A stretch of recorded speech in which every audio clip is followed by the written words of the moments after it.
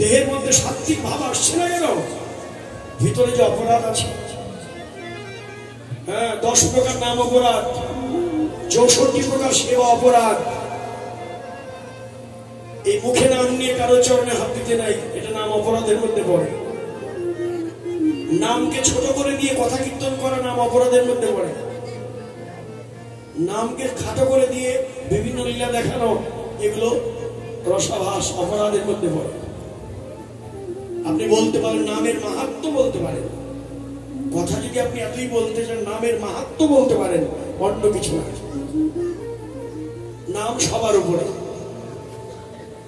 তাই নামকে খাটো বা ছোট করার মতো শক্তি আপনার আমার কারণে, সে সমহিমায় বড়, শ্রেষ্ঠত্বের অধিকারী, আর কলিযুগের একমাত্র মুক্তির পথই হরিনাম। যে যত বড় পণ্ডিত হই, ভাগবত, চৈতন্য চরিতামৃত, চৈতন্য ভাগবত, শাস্ত্র গ্রন্থ অনেক পড়েছেন, কিন্তু মুক্তি লাভ হবে গৌর সুন্দরের কৃপা নিয়ে। আপনার হরিনাম করে, কৃষ্ণ নাম করে,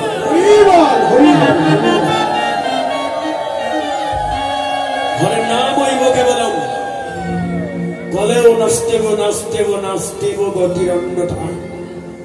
কলিজীবের হরিনাম বিন্নার গতি নাই, গতি নাই, গতি নাই। এই জন্যই মহাপ্রভু হচ্ছে বদান্য শিরোমণি। তিনি হচ্ছেন আমাদের মুক্তির পথ প্রদর্শক। হরিনাম শ্রবণ করো, কীর্তন করো। নববিধা ভক্তির মধ্যে যদি যেতে যাও, তার প্রথম হচ্ছে শ্রবণ আর কীর্তন। এই যে এখানে এসেছেন,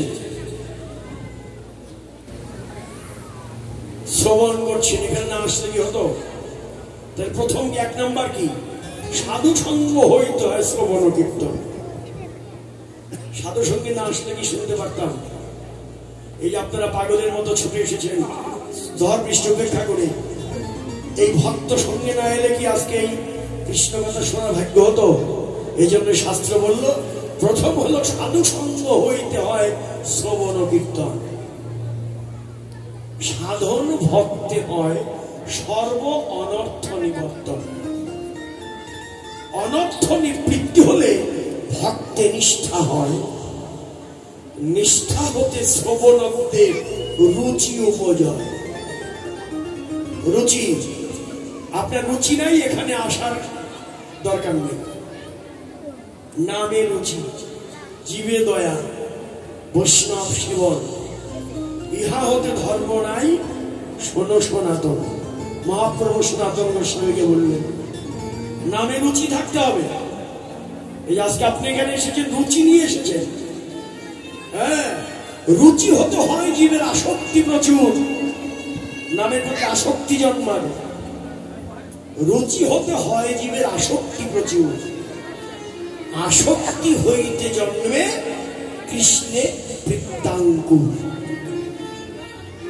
সেই ভাব কারো হয়ে ধরে প্রেম নাম, সেই প্রেম প্রয়োজন সর্বানন্দ নাম।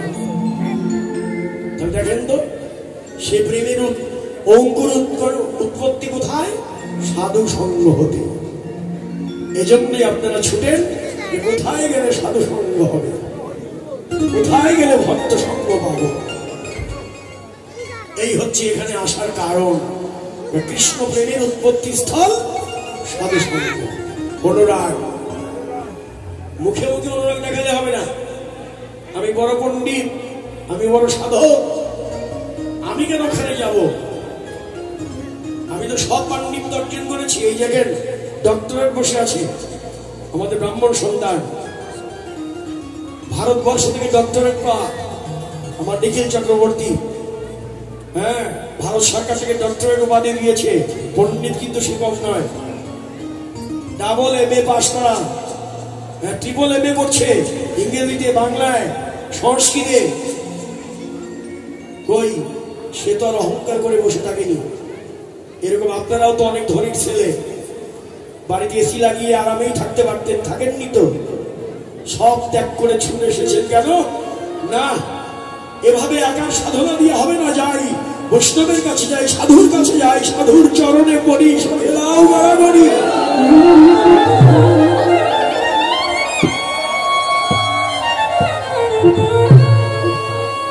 কারণ সাধুর অঙ্গের বাতাস অঙ্গে লাগলে দেহ সোনা হয়ে যায়। সকালবেলা শুনেছেন বন্ধু সে পরশমণি, বন্ধু আমার পরশমণি, পরশমণির পরশে লোহা সোনা হয়ে যায়। যে লোহা সোনা হলো সে যদি কাউকে পরশ করে সে আর সোনা হয় না।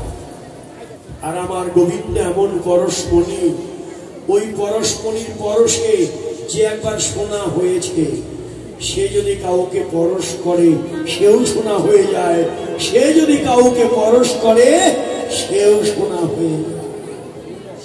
এই জন্যই তো এখানে আসা, এই জন্য ভাবকরাও এই কথাটাই বলে।